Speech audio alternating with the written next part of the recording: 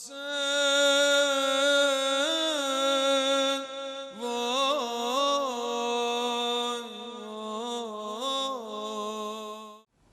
alaikum, peace be upon you, and welcome to a new series of podcasts entitled Arbaeen Reflections. Following on from where we left off in the first 10 days of Muharram, we now find ourselves in the moment just following Arbaeen, in which we are reminded that the message of Abu Abdullah, the example of Imam Hussain, this whole movement of Ashura is not limited to any particular time or place. Rather, an example has been set which exists for an eternity. And it's an example which is composed of so many different factors which Imam Hussain was thinking about, but each of them is manifested for entire eternity. And indeed, it's manifested through an entire lifetime. For you, the listener, will go through life understanding and re-understanding exactly who Imam Hussain is. And each opportunity, each majlis, each gathering, each lecture, each podcast, each book you read about Imam Hussain keeps building on this relationship.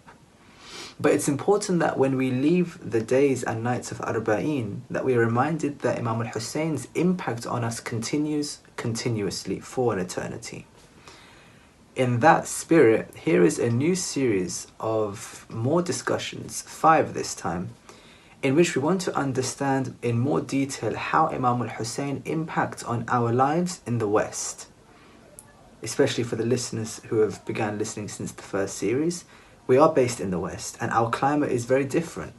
We were not able to take out processions or go to ziyarah the way we would normally do in Arbaeen, and so we had to find new ways of mourning for Imam Hussain and we had to adapt. But indeed, we have an entire lifetime in which this relationship continues. What will follow now are 5 discussions, each one about this nature of Imam Hussain for us in the West.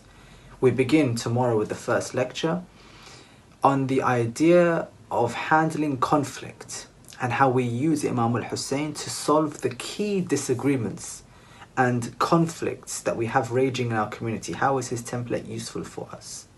We are then followed in the second night on a discussion about practical spirituality.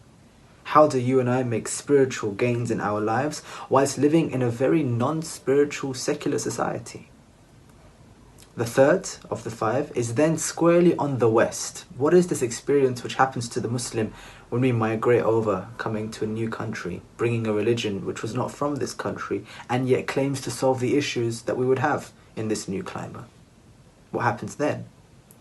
Lecture 4, podcast 4 of the series is on the Hawza, the seminary, the knowledge base, the center of our community right now, which is mainly centralized in the East. How does this institution serve us in the West?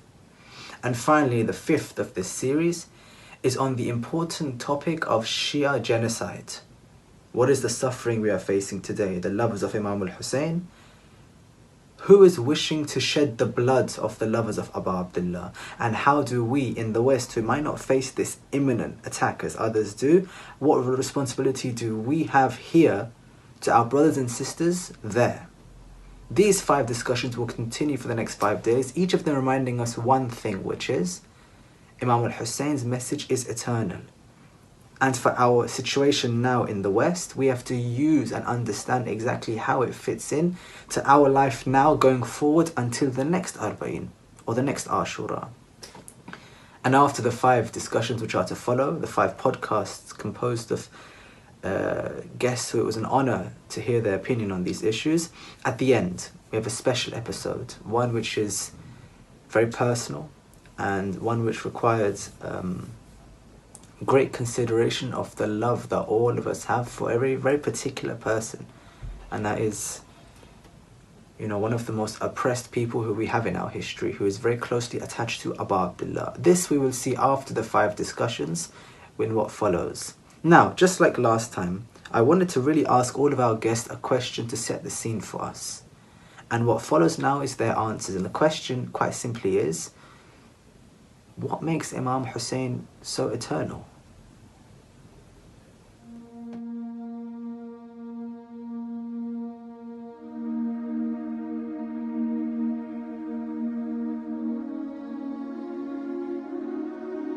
Imam Hussain al-Islam is eternal because of his message, because of his truth, because he was on the righteous, because he has gathered the best of the companions who sacrificed their lives for him, and because he did not sacrifice himself for his personal gains. He sacrificed everything for the sake of God, for the sake of Allah.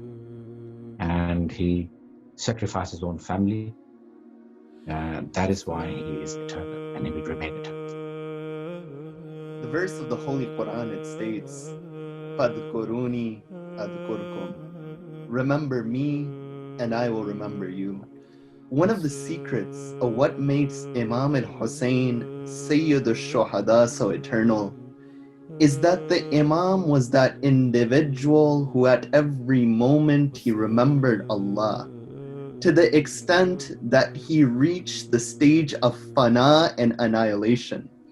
The one who annihilates himself in this world and this dunya, he won't reach the stage of being eternal, because this world by its nature it perishes. But the one who has absorbed himself in God, Allah, he says that the one who remembers me, I will remember them. And when Allah remembers somebody, he places the love of that individual in the hearts of his truest servants. That's why Sayyid al-Shuhada is the one who rules over the hearts. The one who rules over the body, his rule ends when the bodies they end. But the one who has conquered the heart is the one who is in that realm which is above space, that realm which is above time. And this is just one of the secrets of what makes Imam al-Hussain so eternal. I think Imam Hussein is eternal simply because people have continuously and persistently continued to remember him and be inspired by him and be motivated by him to make change, whether it's in their lives or in the world around them. And to some degree, that has changed over the years. Nowadays, for example, some people look to Imam Hussein as someone to provide inspiration in social justice struggles or, for example, in the anti-apartheid movement. However, nonetheless, the basic stand and values of Imam Hussein remain, and they do have this staying power. It can actually be quite difficult to put into words why Imam Hussein has this sort of eternal impact on people. I can't exactly say why he is that way. I mean, certainly I could answer it from a theological perspective that Allah created the Prophet and Imam Ali and the Imams prior to the rest of creation, and thus gave them a role with creation that can link us to Allah and link us to things higher. So for that reason, Imam Hussein maintains an eternal presence. That's a theological view I would give. And I would say also that Allah has granted Imam Hussein something special. And we see this even in the narrations about the interactions of the Imams and Nabi Adam before he came to this world and so forth. That there is something unique about Imam Hussein that attaches people to him. It's something in his nature. Imam Hussain alayhi salam is eternal because he is described as Safinatun Najat. He is the ship of salvation, and that salvation is infinite. And if paradise is infinite, and he's the ship of salvation, then his name and his remembrance will always be eternal. The reason why the message of Abdullah is eternal because what he was sacrificed for and the values that he stood for was eternal. And because we are engaging with the truth all the time, and Abdullah what he stood for was the truth, and what he was submitted to was the truth, then it's not something that is going to be limited by time or space when it comes to the sacrifice of Abdullah and the emotions that we have for Abdullah, because the emotions we have from Abdullah is not emotion for the individual of Abdullah, but the values that he represented and what he was submitted to, which is Allah subhanahu wa ta'ala. So Abu Abdullah, he was the representative of Allah subhanahu wa ta'ala on this earth, and therefore we have a strong attachment, and it's not something that's going to be limited to the battlefield of Karbala. It's something that's going to exist throughout history until the day of judgment, because Allah subhanahu wa ta'ala continue existing. And when everything stop existing, Allah subhanahu wa ta'ala will still be existing.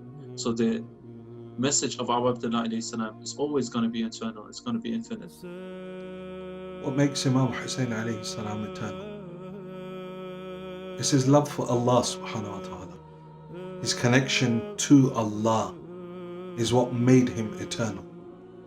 Because everything that he did, be it the stance for social justice, stand against oppression, stand against the oppressor, raise a voice for the oppressed, all of these things came as a result of his love for Allah subhanahu wa ta'ala. There's a beautiful poem that's recited by the Imam before he goes out on the day of Ashura. And bearing in mind, he's given everything for the sake of Allah so far. He's, a son like Ali Akbar, a son like Ali Asghar, a brother like Abbas, a nephew like Qasim, constantly going back and forth, small skirmishes, battles. He's got wounds on his body. He's got the blood of his loved ones all over his body. Sits up on the horse, says, Ilahi taraktu al-khalqa turran fi hawaka, wa itamtu al-ayala likay araka. وإن قطعتني بالحب إربا إربا لما للفؤاد إلى السواك. My Lord, I've left the whole of creation for your sake, and I've orphaned my children so that I may see you.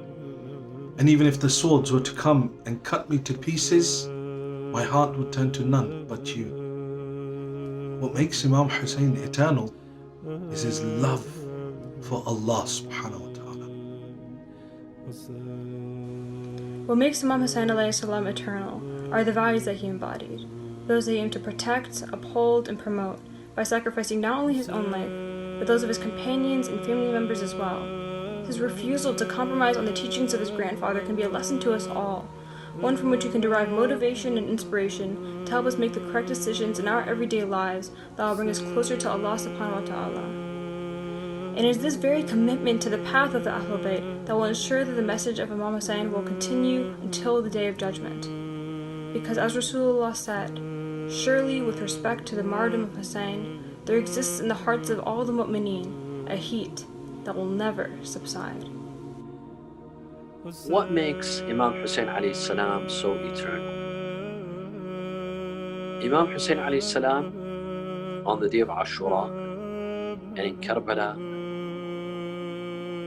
Imam Hussain showed utmost generosity with Allah. He gave everything that he can for the sake of Allah. His brothers, his cousins, the best of his companions. Some of them were jurists. Some of them participated at Badr. Some of them recited the entire Quran in one night. Imam Hussain offered the best that he had. Even his infant, even his children, everything that he had, he offered for the sake of Allah. When you have the best to offer someone, they will give you the best. They will offer you the best. When you go to someone's home and you take them the best gift that you can possibly give, they will return to you a very similar gift if they're as generous as you. Imam Hussain alayhi salam was generous with Allah Azza wa Jalla. He offered all that he can. In a verse of poetry in Arabic, a poet says, أعطى الذي ملكت يداه إلهه حتى الجنين فداه كل جنين. He offered everything that his hand possesses, including his infant. When Imam Hussain gives all of this to Allah Azza wa Jal, Allah gives him eternity. Allah gives him a remembrance that shall not be forgotten. Since Imam Hussain was so selfless, Imam Hussain did not show any sense of selfishness. Rather, he did not see anything for himself.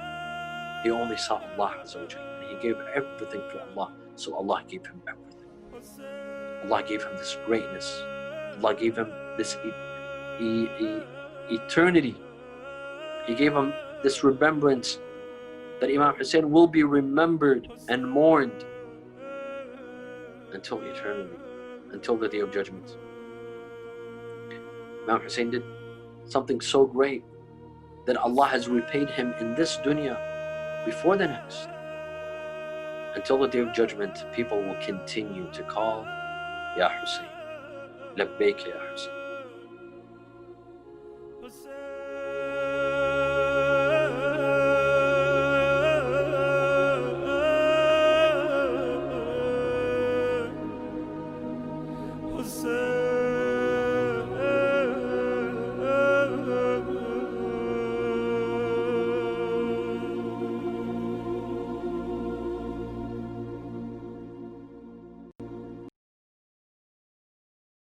Each of these guests, and more indeed, will be featuring in the discussions to follow on each night. So from tomorrow we will be discussing handling conflict, spiritual gains, the West, the Hausa, and Shia genocide.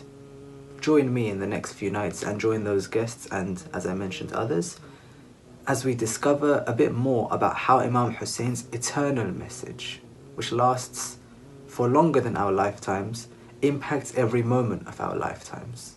Join us inshallah for Arbaeen Reflections.